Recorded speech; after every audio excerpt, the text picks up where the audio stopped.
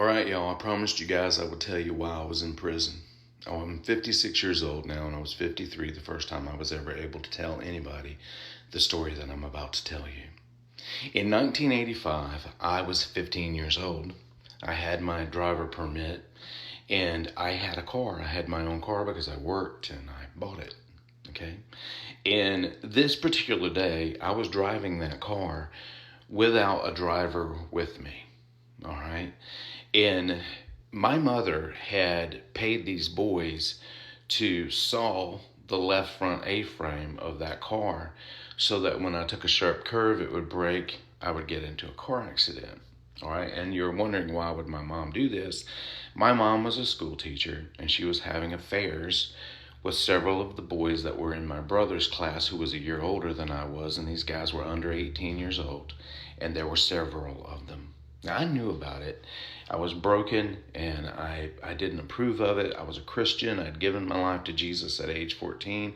And my mother literally hated me. She called me words that I can't say on here. It was awful. The things that God said to me, it was just awful. Well, anyway, this day they did this, okay? And I'm driving and went down Dead Man's Curve, and sure enough, that A-frame broke. I hit the corner post of that building. I went through the windshield and went to the hospital, okay? I lived through the accident. I was beaten up pretty badly. It really, really affected me. When I got home from the hospital that afternoon, my mother was in the living room. There were several of the boys were in the back bedroom waiting on me and one of the dads, and they brutally SA'd me, beat me down, and SA'd me. And I was never able to tell anybody what had been done to me. I was so ashamed.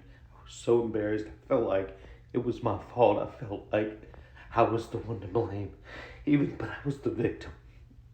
Anyway, I got better, and I got away from my mom's house. I went and I was homeless. I slept at the Salvation Army at night, and I worked 2 jobs so that I could get my own apartment. I eventually got my own apartment and got away from my mom, and got away from my family, And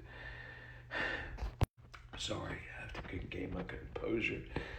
I broke into the guy's house, the dad's house, and I stole his checkbook. I stole his car keys, and I stole his car.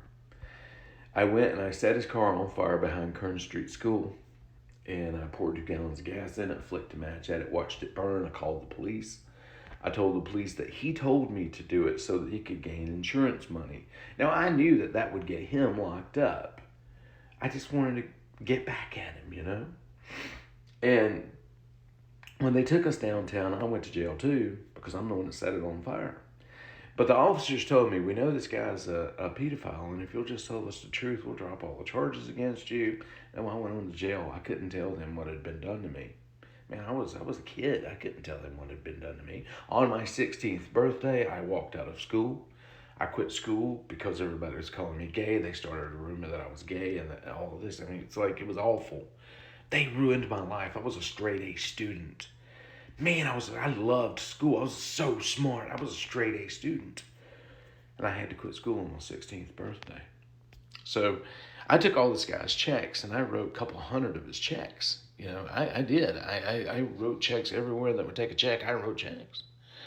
And I was trying my best to get him in trouble. What I didn't realize was that got me in trouble. And then they started locking me up, and I went from jail to jail to jail, from county to county to county, and finally to prison. And they charged me with cheating realty property, with forgery and uttering, arson. I can't remember all the charges, but that's what I went to prison for. And I went in there, and in fact, I had written so many checks that I went in there and I did my time. And when they let me out, they charged me with all the other checks. So 4 months later, I was back in prison again.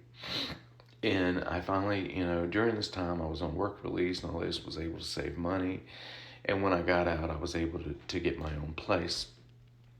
That changed the entire trajectory of my life. it affected me in more ways than I could ever say. I never sought counseling because I never could tell anybody what had been done to me. I never could open my mouth and say that these things had been done to me. I held all that in.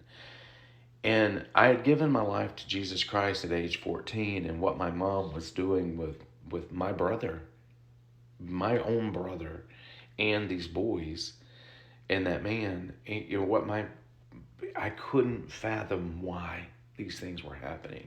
It went against everything that I was brought up to believe. And so it affected me so deeply that it rocked all of my relationships, my life. And my wife now is the one woman that I ever sat down, looked in the eyes, and told her what had happened to me, what had been done to me. And she knows me. She knows my heart. I really am a good person. I love people. I have so much love in my heart. I love the Lord. And I'm trying with all my heart to do the thing that right is, and to be a better husband, a better father, and to raise my children in the nurture and admonition of the Lord. And you know, sometimes people ask, why do all these bad things happen in life? Well, they change who you are. They direct who you are. And I know that in my heart, I would, with my life, protect my children. Yeah, I sure would. And that's why, to this day, I know that I'm a strange character. I look at people and I catch myself wondering what kind of person they are. And everywhere I go, I look at people and I memorize how they look. And I just have this innate love within me for people, because I want to see people do well, especially the youngsters at church. You know, it blesses my heart to go to church and see these young boys and girls that are going to church. It just blesses my heart to see them going and seeking after the Lord. I catch myself looking and praying over them. Lord, protect them and protect their thoughts and protect their future and go with them, God. And, you know, I just have such a heart of love. And I really believe that because of the things that were done to me in my life, it impacted me so much so that I have this love for others. So if you have a story, if you've been hurt, if you've gone through things in your life, forgive. Just forgive and let God have vengeance on it.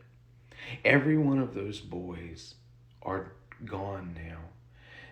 Something very tragically, one of them walked out in front of a semi truck and was literally obliterated. Another one died of a very painful cancer. You know, God took care of every single one of those, and God has taken care of me. You know, I'm fighting cancer now. I can't work. I have cerebral small vessel disease, white matter disease. It's hard to think. It's hard to remember what I just said. My short-term memory is not intact anymore. I have such physical pain constantly. I'm going through a battle in life, but I'm still pushing on, and I still have a heart of love. And I still believe that there's nothing in life more important than a relationship with Jesus. I don't hate anybody. I don't understand some of the things that people have done, but I don't hate anybody. And I want to share this message with you today. I know there's a lot of you that wonder, why do I get on here and make all these videos? Well, because I believe that some things happen in my life for a reason, and I believe it may give hope to someone else. And I believe that there are other people out there with stories too. I love you. Go and tell your story. Be brave. Stand up.